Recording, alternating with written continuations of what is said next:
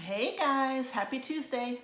This is Emily Geiser, and I am here because there's something I've been talking to a lot of women about. I would love to talk to more men about it. If you've been in earshot of me lately, you've been hearing this. So, funny story, actually not funny, kind of alarming. A friend of mine came up to me, I don't know, 2 weeks ago at bar class after bar, and she was like, "You would never believe it, but my 19-year-old son just got diagnosed with low testosterone." I mean, at 19 years old, a boy, his testosterone should be off the charts, right?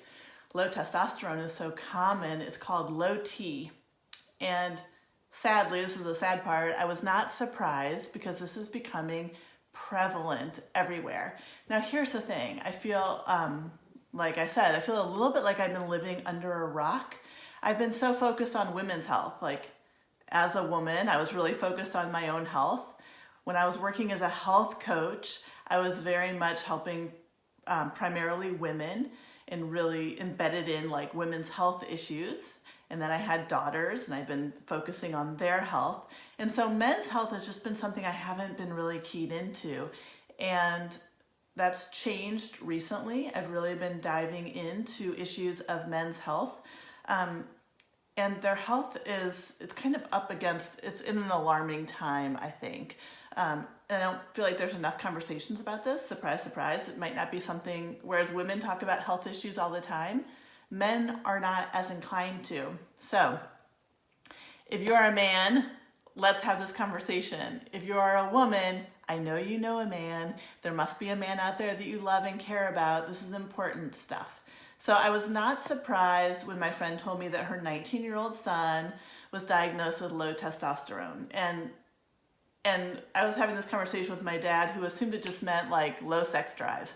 And that's not all that testosterone does. Testosterone is an important hormone in the body that runs a lot of functions. So aside from those sex drive, there's also fatigue, fat distribution, cholesterol. Down the line, it's more like thyroid conditions, testicular cancer. Testosterone really runs a lot of things.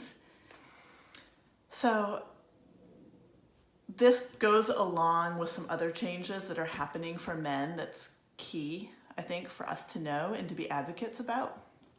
Men are 2 times as likely as women to get cancer. It's pretty significant. Also, super alarming, which I've been writing about. You may have seen it. I've been yakking about it, much to my kids' embarrassment. Men's sperm count is down 60% since 1973. 1973. That's I like to think of that as no time ago because I was born in 74. So it seems like no time that sperm count can decrease 60%.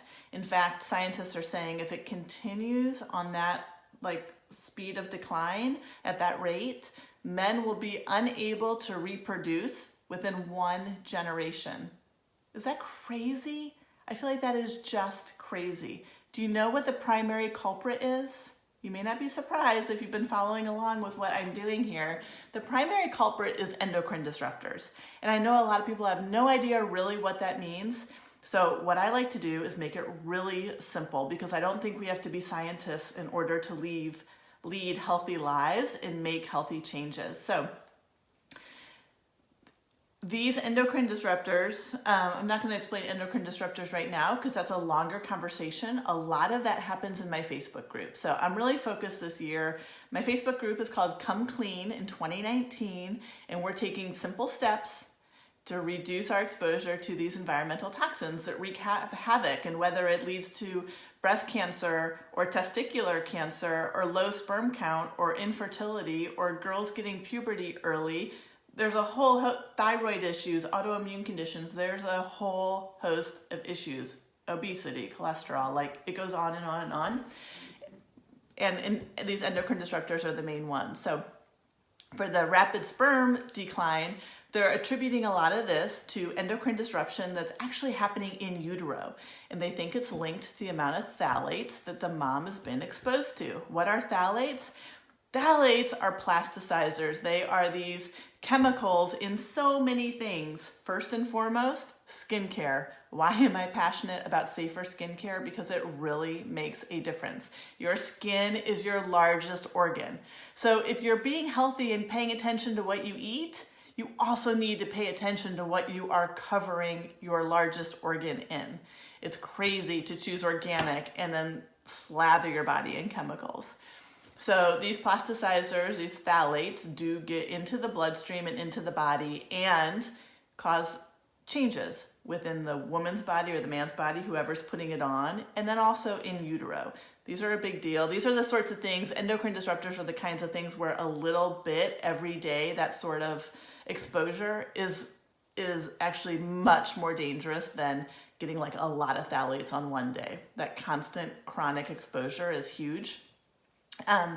So this is why I talk about safer skincare. This is why I talk about a clean diet that's going to help you release these environmental toxins and not contribute to more environmental toxins.